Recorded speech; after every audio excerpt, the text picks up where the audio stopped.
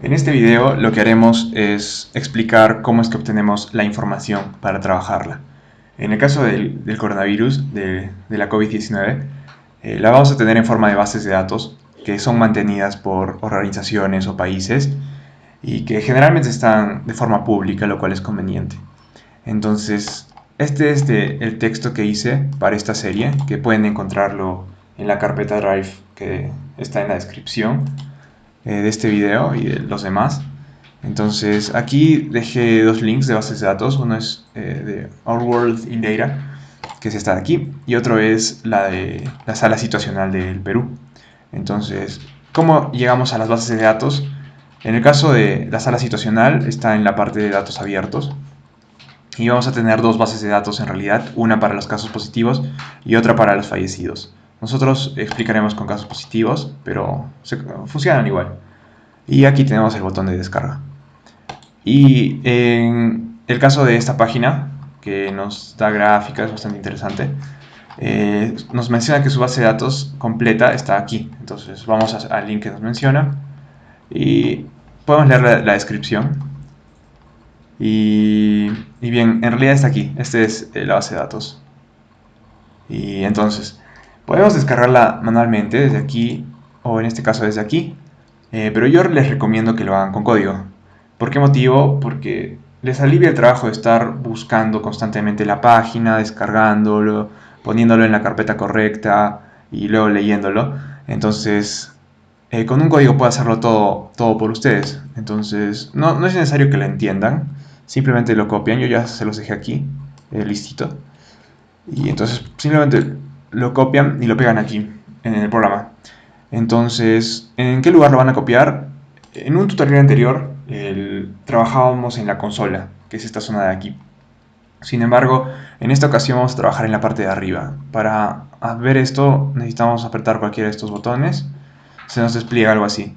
Entonces vamos a crear un archivo que sea RScript. Bien, una vez que lo creemos, aquí es como un bloc de notas, pero que permite ejecutar código. Entonces pegamos. Y bien, imaginemos que no tengamos este link. ¿Cómo lo obtenemos? Bueno, aquí se necesita dos cosas, ¿no? El link, que es el URL, y el nombre del archivo que vamos a descargar, que en este caso es como Perú Positivos COVID, ese es el nombre que yo le puse. Pueden poner el nombre que quieran, siempre y cuando consideren el tipo de archivo, o sea, tiene que contener la extensión. Pero digamos que no tenemos el link, entonces ¿cómo lo obtenemos? Simplemente vamos, por ejemplo, en el caso de la base de datos del MINSA, hacemos clic al botón derecho en el link de la descarga y podemos copiar link. Copiamos el link y vemos que es el mismo. Entonces, si no me creen, podemos comprobarlo y vemos que es el mismo, no cambia. Entonces, de esa manera obtenemos. En el otro caso, cuando este está en GitHub, que es un repositorio, podemos ver los archivos, o sea, acá está toda la información, y copiamos este. Entonces, de la misma manera lo que va a hacer es descargarse. Entonces vamos a copiar este mismo código y vamos a reemplazar esto con esto. Y también tenemos que reemplazar el nombre, porque recordemos que hemos copiado, entonces tiene el mismo nombre.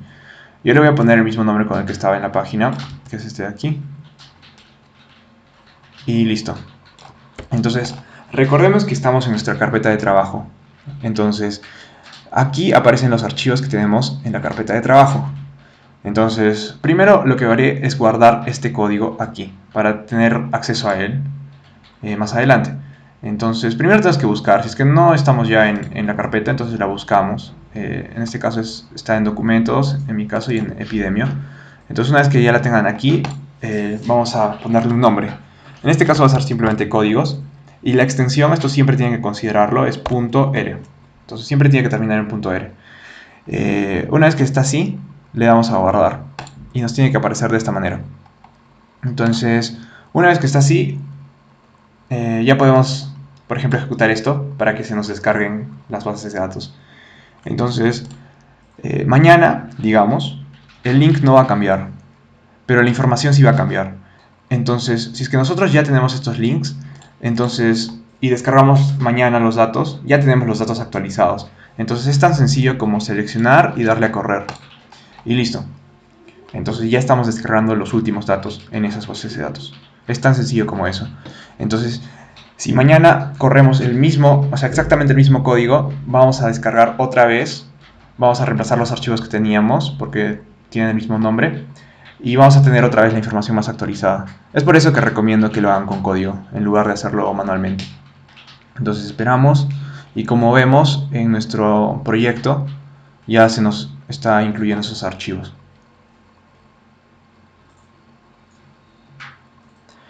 Es importante que una vez que los tengamos descargados, anotemos la fecha de la descarga. En el caso del programa ERE, entonces hay una función que es tiempo del sistema, que nos dice el tiempo en el sistema. Podemos seleccionar y darle a Enter. Y como vemos, en la consola nos aparece la fecha y la hora. Entonces, esto ya nos dice a la hora que lo hemos descargado.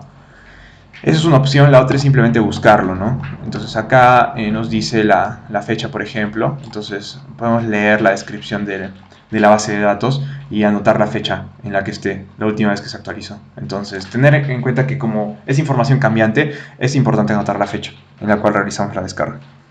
Bien, después lo que podemos hacer es leer la información.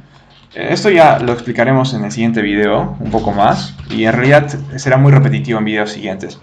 Pero se puede hacer con esta función para leer este tipo de archivos que son CSV y elegimos el nombre que ya lo tenemos aquí. En este caso, por ejemplo, leeré lo que es Perú y leeré lo que es el del mundo, ¿no? La otra base de datos. Entonces hacemos la misma función porque está en el mismo formato y es esta de aquí que la descargamos. Entonces la vamos a borrar en estas variables, que esto también no se preocupen si no entienden porque en el siguiente video lo explicaré mejor y en realidad en futuros videos ya lo entenderán perfectamente. Entonces le damos a correr para que se ejecute. Entonces está leyendo los archivos y podemos visualizarlos. Entonces hay una función que usaremos bastante que es view y le damos al nombre con el cual lo hemos guardado. Entonces view Perú positivos, por ejemplo, vamos a ver cómo están los de Perú positivos y vemos que se leyó correctamente, la tenemos en el programa. Entonces también vamos familiarizándonos con cómo es que están hechas las bases de datos. Esto es bastante importante. Entonces vamos a compararla con la otra, que es view y esta.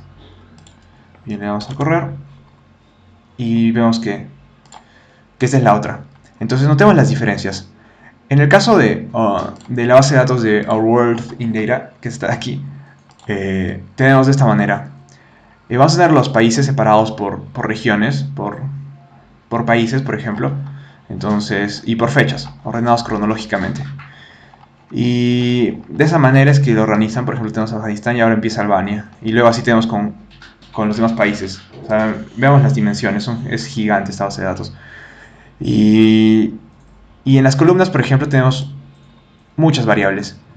Entonces tenemos lo que son casos totales, tenemos casos nuevos, muertes, o sea, el total de muertes, muertes nuevas, como podemos ver. Incluso tenemos datos ajustados a la población de los países y además incluyen datos demográficos. Por ejemplo, o sea, las proporciones de pobreza, de GDP per cápita, valores de edades, digamos, proporción de grupos etarios, todo eso, la edad media del país. Entonces, muchos datos demográficos, que también lo podemos explorar en la descripción, que está aquí. Entonces pueden leer esto para más o menos ir entendiendo cómo es que está hecha esta base de datos. Y en realidad tiene muchos valores, se puede obtener mucha información de aquí. En el caso de la base de datos del MINSA, por ejemplo, la información es más limitada. Entonces, muchas de las cosas, si nuestra base de datos con la que estemos trabajando esté en este formato, tendremos que hacer más cosas. Entonces, para eso es los videos también, para explicar cómo es que podemos transformar estos datos para obtener los datos que nosotros queramos. Entonces, como vemos, la forma en la que está esto es que las filas son eventos, que son personas. En este caso es número de casos. O sea, este es un caso positivo que ocurrió en Lima, en la provincia de Lima, distrito de Lima, por el método de PCR, el método diagnóstico. La edad de la persona fue 42 años, de sexo masculino, y esta es la fecha en la cual se obtuvo el resultado. Entonces, ni siquiera está ordenado cronológicamente en realidad. Entonces, digamos que hay bastante por hacer con estos datos. Entonces eso ya lo iremos viendo más adelante. pero más o menos es así como lo tenemos. Y hay que irnos familiarizando con cómo está hecha nuestra base de datos. Entonces, de esta manera ya podríamos pasar a los siguientes temas. En el siguiente video veremos cómo es que vamos a preparar estos datos y cómo es que hacemos las funciones básicas, ¿no?, necesarias para los siguientes videos.